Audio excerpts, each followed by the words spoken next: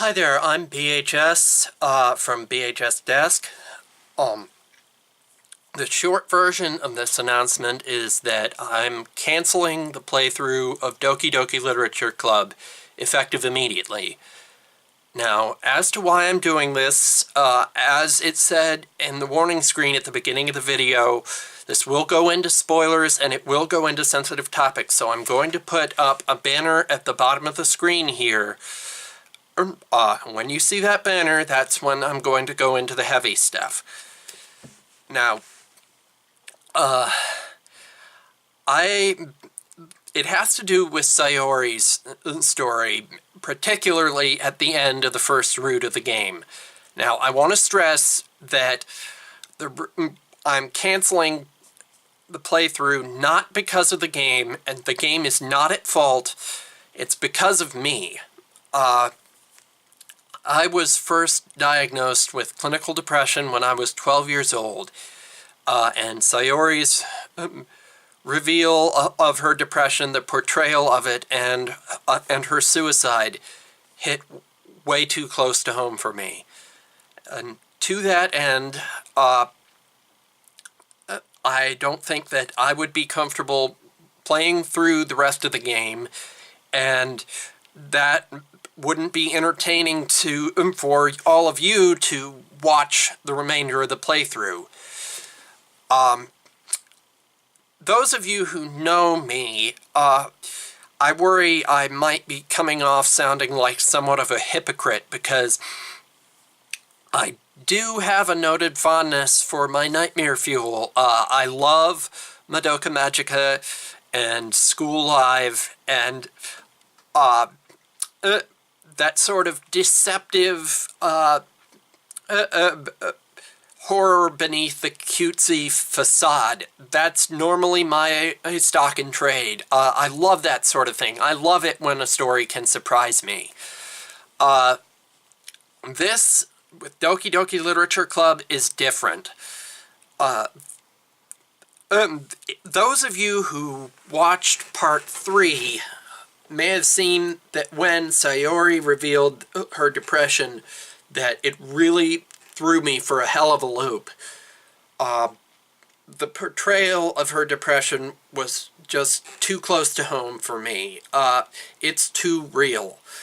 I can deal with monsters or ghosts or supernatural happenings or horrible eldritch abominations all day long without blinking an eye.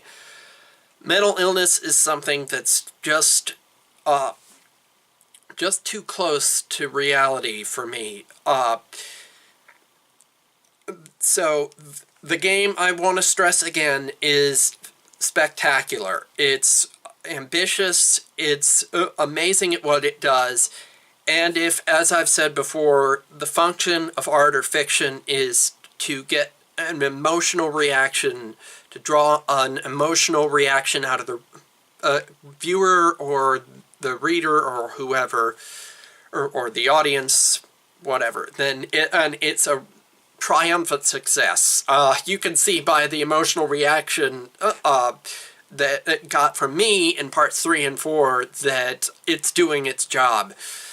I am just, frankly, not the person to experience what this game has to offer.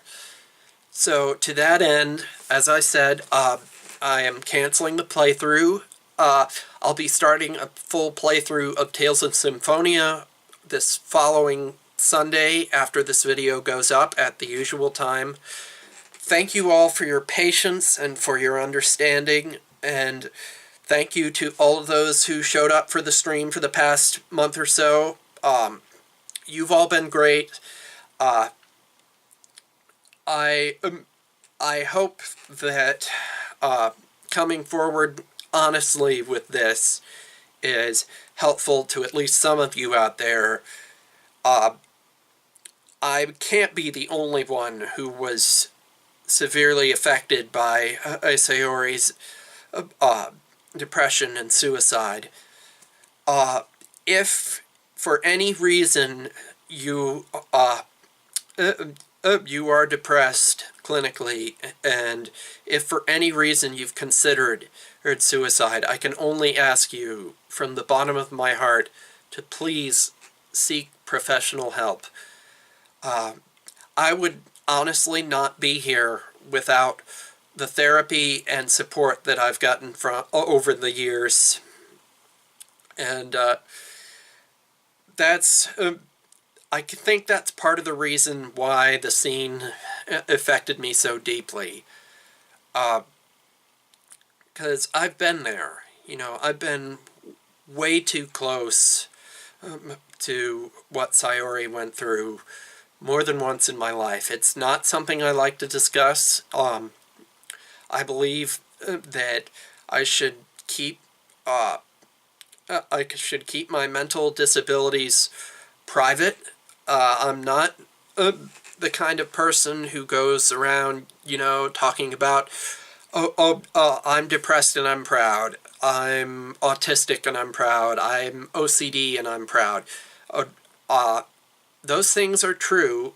I won't deny them, but they don't define who I am. So this video is not to seek attention. It's not a cry for help.